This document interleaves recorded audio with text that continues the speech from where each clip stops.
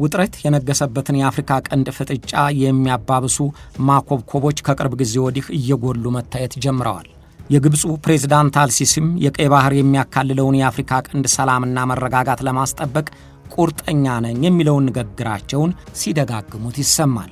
ባለፈው ሰኔ ወር መጨረሻ ከኤርትራው ፕሬዝዳንት ኢሳያስ አፈወርቂ ጋር ሲገናኙም የተናገሩት ይህንኑ የምስራቅ አፍሪካ ቀጠና ሰላም ማስፈን ጉዳይ ነው። ግን የአፍሪካ ቀንድ የሰላም ጥያቄ የሚመለሰው ከግብፅ ፍላጎት አኳያ ብቻ ነው ወይ የሚል ጥያቄ መነሳቱ አልቀረም። ግብፅ ከ2 ዓመታት በፊት ጀምሮ ኤርትራንና ሶማሊያን ሱዳንንም ጭምር አስተባብራ የቀይ ባህር ጉዳይ የኛ ብቻ መሆን አለበት የሚለውን ሐሳቧን እንዲጋሯት ስትጎተጉታቸው ከርማ ነበር። ከሳምንታት በፊት በአሜሪካው የውጭ ጉዳይ መስሪያ ቤት የአፍሪካና የአረብ ጉዳዮች አማካሪ ማስዑድ ባውሎስ ጋር የሶስቱ ሀገሮች ልዑካኖች ተሰብስበው ነባሩን አቋማቸውን ደግመውታል። በቀይ ባህር ጉዳይ መነጋገርና መወሰን ያለባቸው የባህሩ ተዋሳኝ ሀገሮች ብቻ ናቸው ነው የሚሉት። ፕሬዝዳንት አልሲሲ ወታደራዊ ስምምነት ውል ካሰሩላት ሶማሊያ በተጨማሪ ኤርትራ ከጎናቸው መቆሟ ያስደሰታቸው መሆኑን በይፋ ተናግረዋል። የኤርትራው ፕሬዝዳንት ኢሳያስ አፈወርቂ ባለፈው ግንቦት 30 ጀምረው ለ3 ቀናት ካይሮ ላይ በሰነበቱበት ወቅት ከአልሲሲ ጋር ሲመክሩ ሰንብተዋል። አልሲሲ ከፍ ባለ ፕሮቶኮል የተቀበሏቸውን ኢሳያስን ከኤርትራ ጋር በጸጥታዋም በኢኮኖሚዋም አብረዋት እንደሚቆሙ አስተማምነውላቸዋል። ፕሬዝዳንት ኢሳያስ ካይሮ ድረስ እየሄዱ ፕሬዝዳንት አልሲሲን ሲያገኙ በዚህ ዓመት ብቻ ለ2 ጊዜ መሆኑ ነው። ይህ ጉብኝት የግብፁ የውጭ ጉዳይ ሚኒስትር ባደር አብደል አቲ አስመራ ድረስ ሄደው መምከራቸውን ሳይጨምር ነው። ሁለቱ መሪዎች በመሰረተ ልማት፣ በአካባቢ ግጭቶችና በቀይ ባህር የጸጥታ ጉዳይ ተመካክረው መስማማታቸውን በመግለጫቸው ላይ ጠቅሰውታል። የፕሬዝዳንት ኢሳያስ ወደ ካይሮ መመላለስ ትኩረት የተሰጠው ኢትዮጵያ የባህር በር ለማግኘት ያላትን የተነቃቃ ስሜት ያጀበው ፍላጎት ከተናገረች በኋላ ነው። ጠቅላይ ሚኒስትር አብይ አህመድ ኢትዮጵያ የባህር በር የማግኘት ህጋዊ፣ ታሪካዊ፣ መልክዓ ምድራዊ እና ኢኮኖሚያዊ ጉዳይ መሆኑን ጠቅሰው ግን የባህር በር የማግኘቱን እቅድ ጦርነት እንደማይሆን ደጋግመው ተናግረዋል።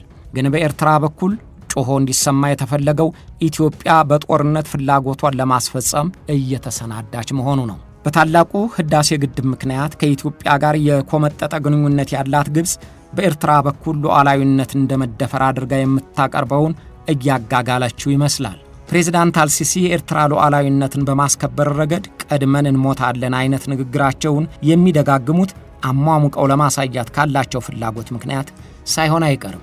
ፕሬዝዳንት ኢሳያስ ከአልሲሲ ጋር ያላቸውን ትብብር ካይሮ ድረስ እየሄዱ ለማጥበቅ የሚሰሩትን ያህል የሱዳንን ጀነራል አልቡርሃንን አስመራ ድረስ እየጠሩ ሲያማክሯቸው ከርመዋል። ጀነራል አልቡርሃን ባለፉት 8 ወራት ለ2 ጊዜ አስመራ ድረስ ሄደው ፕሬዝዳንት ኢሳያስን አግኝተዋል። የአልቡርሃን የአስመራ ጉዞ ምስጋና ለማቅረብ ጭምር የታገዘ ነው። የኤርትራ ውገና እንደ ግብፅ ሁሉ የሱዳንን የጦር ኃይል በመሆኑ ፕሬዝዳንት ኢሳያስ ብዙ ረድተዋቸዋል ይባላል። ወታደራዊ ስልጠና በመስጠትና ወታደሮችንም በማሰለፍ ጭምር እንደተባበሯቸው ተጽፏል። አልቡርሃን ከፍተኛ ድል አድርገው የቆጠሩትን ኩምሩክን ከፈጥኖ ደራሹ ጦር ኃይል እጅ ነጥቀው በእጃቸው ማስገባታቸው በኤርትራ እገዛ በመሆኑ ኢሳያስን ለማመስገን ምክንያት ሆኗቸዋል። ሶስቱ ሀገሮች ግብፅ፣ ሱዳንና ኤርትራ ከኢትዮጵያ ጋር በየራሳቸው ምክንያት ግንኙነታቸው የጠላትነት ከሆነ ሰነበተ።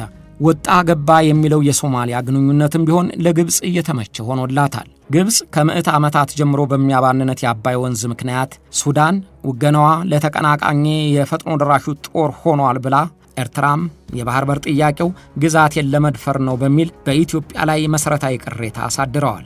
ስለዚህ ማንኛውም እንቅስቃሴያቸው ኢትዮጵያን አቅም የሚያሳጣና በመፈታተል ላይ የተመሰረተ ነው። ከውስጥ ተቃዋሚዎች ጋር የሚያደርጉትም ግንኙነት ይህንኑ ፍላጎታቸውን መሰረት ያደረገ ነው። ግብፅ የኤርትራን አጋርነት ማግኘቷ የአካባቢው ኃይል ለመቆጣጠር ያላትን ፍላጎት ያሟላልኛል ብላ ታምናለች።